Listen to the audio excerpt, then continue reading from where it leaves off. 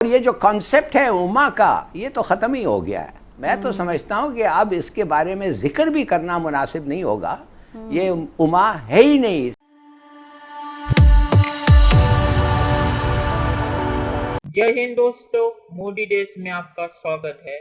आज पाक media UAE और इजराइल के बीच जो पीस डील हुई है उसके बारे में बात कर रहा है। और इस डील के बाद हिलाली बहुत ही ज्यादा दुखी है, क्योंकि हिलाली कह रहा है कि यूएई और सऊदी अरेबिया ने ओआईसी में कश्मीर पर तो बात करने से मना कर दिया, अब उन्होंने पैलेस्टाइन पर भी बात करने से मना कर दिया और इजराइल को एक देश मान लिया। पाक मीडिया कह रहा है कि इस डील के बाद जो ओआईसी है वो पूरी तरह टूट गई है और पाकिस्तान जो ये सोचता था कि मिडिल ईस्ट के सारे देश पाकिस्तान को हर हालत में सपोर्ट करेंगे, वो सपना भी टूट गया है। हिलाली कह रहा है कि सारे देश सिर्फ अपना फायदा देखते हैं और कोई भी देश अपने प्रिंसिपल पर नहीं रहता। तो दोस्तों, ये वीडियो बहुत ही ज्यादा मजेदार है, तो इसे आप पूरा जरूर देखिएगा। तो चलिए और इंतजार न करके ये वीडियो देखते हैं। हिलाल साहब, आपकी तरफ आते हुए आपको क्या लग रहा है सर, इस मुआहदे पर तनकीद भी बड़ी हो रही है। लोग कह रहे हैं कि फ़लस्तीनियों की जद्दोजहद को यहाँ पर सबूताज किया गया है और तमाम मुस्लिम ममालिक को फ़लस्तीनियों के साथ खड़ा होना चाहिए, ना कि इसराइल के साथ। इसराइल को क्या मिला है? इसराइल तो सिर्फ एक चीज़ चाहता है ना, जैसे अफीमची अफीम चाहता है, वो है रिकग्निशन। वो उनको अरब रिकग्निशन मिल गया है। नतीजा ये हुआ है, ओआईसी टूट गया है। Total split in the OIC. तुर्की और ईरान एक तरफ, यूएई, इजिप्ट, ओमान दूसरे तरफ। और ये जो कॉन्सेप्ट है उम्मा का, ये तो ख़त्म ही हो गया है। मैं तो समझता हूँ कि अब इसके बारे में जिक्र भी करना मुनासिब नहीं होगा। ये उम्मा है ही नहीं। It's not a unified body.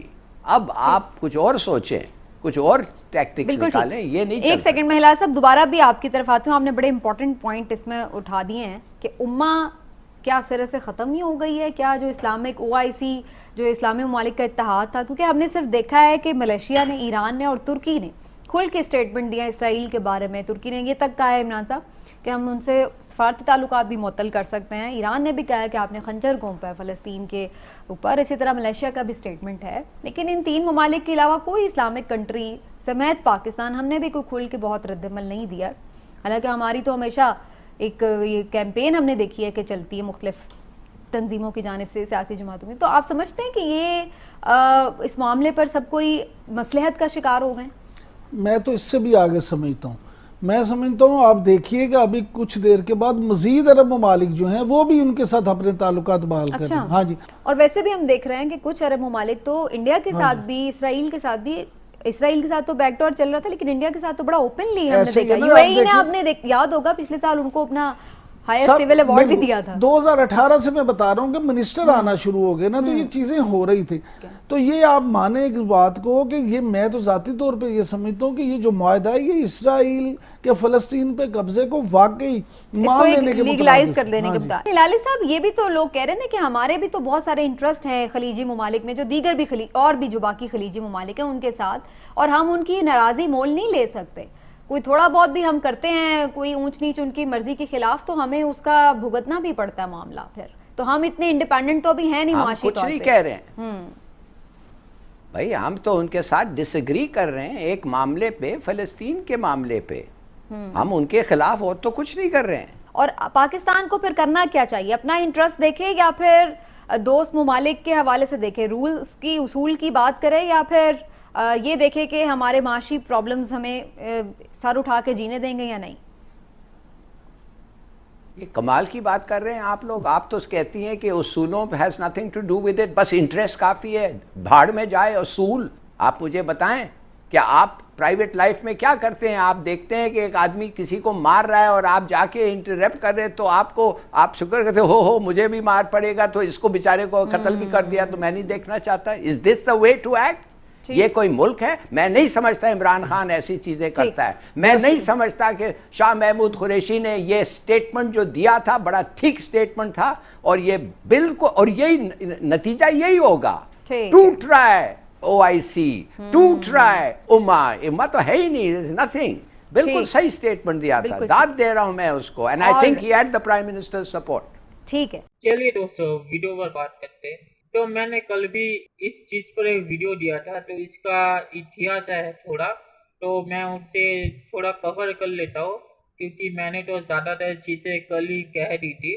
तो ये चीज इसीलिए हुई है क्योंकि इसराइल और मिडिल ईस्ट के जो देश है उनमें एक चीज कॉमन है, उन सारे देशों की ईरान से दुश्मनी है, और इसीलिए वो सारे देश इस मामले पर एक साथ है। तो अमेरिकी राष्ट्रपति बराक ओबामा ने जब ईरान से ये डील की कि ईरान न्यूक्लियर वेपन बना सकता है 10 साल बाद, तो सारे मिडिल ईस्ट के देश और इसराइल, उनको ये डर लगने लगा कि इसके बाद ईरान मिडिल ईस्ट में अपना प्रभाव बनाना शुरू कर देगा, और इसराइल तो मिडिल ईस्ट में है तो उनके लिए ये और भी ज्यादा खतरनाक बन जाएगा, क्योंकि ईरान इसराइल के बहुत ही ज्यादा खिलाफ है, और मिडिल ईस्ट के जो दूसरे देश है वो भी ईरान से दुश्मनी रखते हैं, क्योंकि वो एक बहुत ही लंबी कहानी है, उस पर मैं नहीं जाता, पर उनकी और ईरान की दुश्मनी बहुत ही ज्यादा पुरानी है। तो वो देश भी खुश नहीं थे कि अमेरिकी राष्ट्रपति बराक ओबामा ने ईरान के साथ ऐसा एक डील किया जिससे ईरान और भी ज्यादा ताकतवर बन जाएगा, और ईरान अपना प्रभाव मिडिल ईस्ट में डाल के सऊदी अरेबिया और यूएई को काउंटर कर सकता है। तो इसके बाद सऊदी अरेबिया और यूएई इसराइल के साथ मिलने का एक बहाना ढूंढ रहे थे, क्योंकि ईरान को काउंटर करने के लिए उन्हें इसराइल की जरूरत थी, क्योंकि आपको पता है कि मिडिल ईस्ट में इसराइल एक बहुत ही ज्यादा ताकतवर देश है, क्योंकि अमेरिका उन्हें बहुत ही ज्यादा अत्याधुनिक हथियार और टेक्नोलॉजी सप्लाई करता है, जिसके जरिए इसराइल एक बहुत ही ज्यादा ताकतवर मुल्क बन गया है। तो इस पीस डील के जरिए यूएई और सऊदी अरेबिया ने ईरान को काउंटर करने के लिए इसराइल का साथ लिया। तो अब चलिए पाक मीडिया ने और हिलाली ने जो कहा है उसकी तरफ आते हैं। तो हिलाली जो कह रहा है कि इसराइल को रिकॉग्निशन चाहिए, मतलब कि सारे जो मिडिल ईस्ट के देश ये मान ले कि इसराइल एक देश है, तो इसराइल एक देश है, ये तो रियलिटी है। तो इसमें हैरानी की क्या बात है?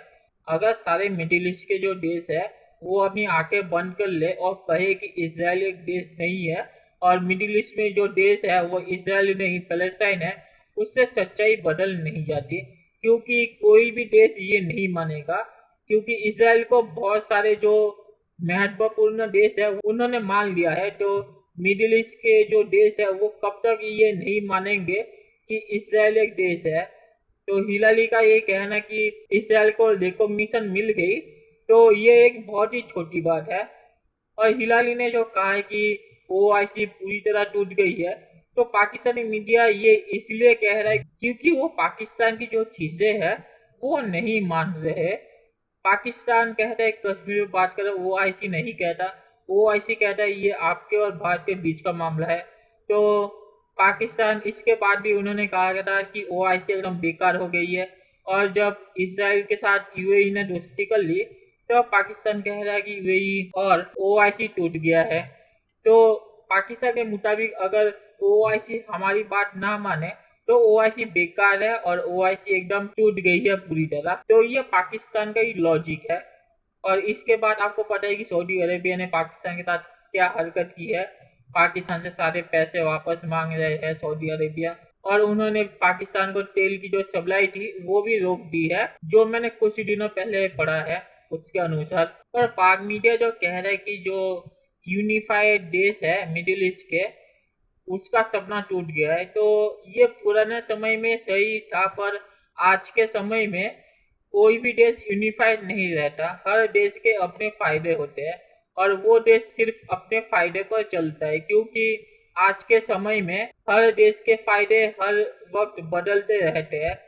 आपको याद होगा कि बहुत पहले सऊदी अरेबिया ने इसराइल की वजह से अमेरिका को तेल बेचना बंद कर दिया था, पर वो 40-50 साल पहले की बात है। पर अब सऊदी अरेबिया ऐसा नहीं कर सकता, क्योंकि अमेरिका एक बहुत बड़ा ताकतवर मुल्क बन गया है, और सऊदी अरेबिया अमेरिका के खिलाफ जाने की गलती नहीं कर सकता। तो पाक मीडिया अगर अपने पुराने सपने पर लगा हुआ है कि मिडिल ईस्ट एक यूनिफाइड ब्लॉक है और किसी भी देश के अपने फायदे नहीं है, तो ये एक सपना है जो कभी सच नहीं था, और इस डील के बाद तो ये पूरा साबित हो गया। तो पाकिस्तानी मीडिया अगर ये सब सपना देखना बंद करे तो कम से कम उनके लिए बहुत ही ज्यादा फायदेमंद होगा। और पाक मीडिया ने ये बात सही कहा है कि यूएई के बाद जो सारे मिडिल ईस्ट के जो देश है वो भी मान लेंगे इसराइल को, क्योंकि इसराइल और यूएई के डील के बाद इसका कोई लॉजिकल रीजन नहीं बनता कि मिडिल ईस्ट के जो सारे देश है वो ये नहीं माने कि इसराइल एक देश है, क्योंकि यूएई ने तो पहले ही मान लिया है। तो पाक मीडिया ये बात सही कह रहा है।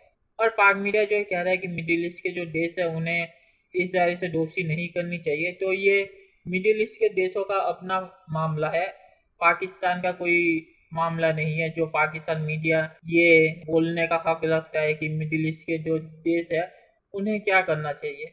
और पाक मीडिया तो ये भी कहता है कि उन्हें भारत से दोस्ती नहीं रखनी चाहिए क्योंकि हमारी दुश्मनी है भारत से। तो मिडिल ईस्ट के जो देश है उनकी दुश्मनी तो ईरान से है, तो पाकिस्तान क्यों ईरान से दोस्ती रखता है? तो पाकिस्तान का कोई हक नहीं बनता ये कहने में कि कौन किससे दोस्ती रखे। आखिर में मैं सिर्फ ये कहूंगा कि हिलाली जो कह रहा है कि सऊदी अरेबिया हमारे खिलाफ क्यों हो गया है, हमने तो सऊदी अरेबिया के खिलाफ कुछ नहीं कहा था।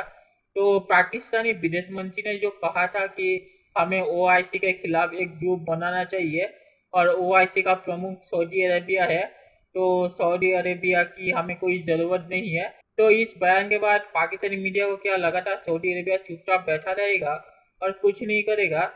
तो हिलारी का ये कहना कि सऊदी अरेबिया हमारे खिलाफ क्यों हो गया है, ये एकदम बचकाना बात है। और हिलाली भी ये जानता है, पर हिलाली सिर्फ ये दिखाना चाहता है कि पाकिस्तान ने तो कुछ नहीं किया था और सऊदी अरेबिया ही हमारे खिलाफ ऐसी हरकतें कर रहा है बिना किसी कारण के। और हिलाली का ये कहना कि हमें प्रिंसिपल पर रहना चाहिए और कोई भी देश सिर्फ अपना फायदा ना देखे, तो आज के समय में ऐसा मुमकिन नहीं है क्योंकि पाकिस्तान खुद ऐसा नहीं करता। पाकिस्तान कभी भी चीन के खिलाफ कोई बात नहीं करता। चीन में क्या हो रहा है वो तो आपको पता ही होगा, पर पाकिस्तान के मुंह से कभी ये हमने नहीं सुना कि चीन के बारे में वो ऐसी कोई चीज कहे जिससे चीन गुस्सा हो जाए। तो पाकिस्तान के मुताबिक पाकिस्तान अपना फायदा देखे, पर दूसरे कोई भी देश अपना फायदा न देखे। दूसरे सभी देश पाकिस्तान की जो पोजीशन है उसे फॉलो करे। तो ये एकदम बेवकूफाना बात है और कोई भी देश इसे फॉलो नहीं करेगा। तो चलिए देखते हैं कि फ्यूचर में क्या होता है इस डील में, और दूसरे जो मिडिल ईस्ट के देश है वो मानते हैं या नहीं कि इसराइल भी एक देश है और वो भी इसराइल से दोस्ती कर लेते हैं या नहीं। तो दोस्तों ये वीडियो देखने के लिए बहुत बहुत शुक्रिया और हमारे चैनल को सब्सक्राइब करना मत भूलिएगा। Thank you very much.